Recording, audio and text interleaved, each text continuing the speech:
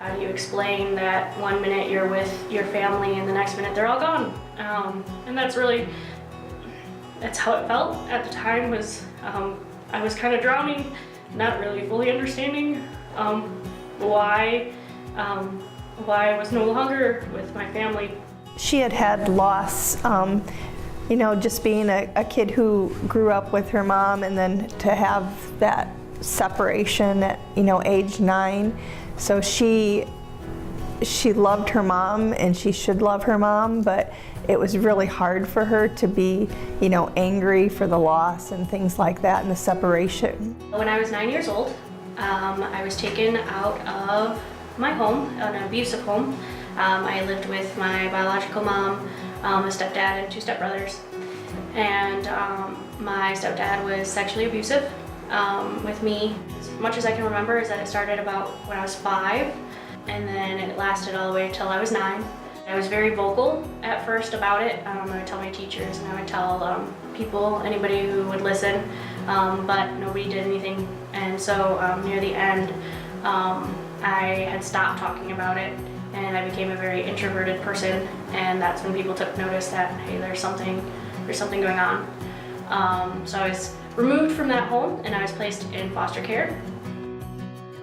Krystal was in foster care for a couple of months before being placed with Chad and Michella Saxton. It was it was a very rough, rocky road from there.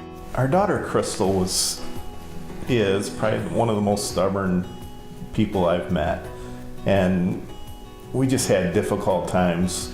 Michelle and I are both amiables, kind of go with the flow, and Krystal was a high driver, and so during our times together, there was times she would just battle us. She would push every limit that there was. She would fight us, but she also realized that we weren't going to give up on her. After living with Chad and Michella for about a year, Krystal told them she was ready to be adopted. There was always a part of me that recognized that the home that I had been in was not healthy at all. And they were parents that I wanted to have. This was a family I could see spending the rest of my life with, and I knew I was safe, and I knew that I'd be well taken care of. She's grown into a fabulous young woman. She's been married for 5 years. She works at a Christian camp and serves people every day. It's been amazing to see her grow and see what she's become. There were days where we were like, are we getting through to her? Is anything sticking? And to see her doing a lot, she listened the whole time. It's been a difficult journey, but we're getting to the part where it's fun and it's growing, and I enjoy it.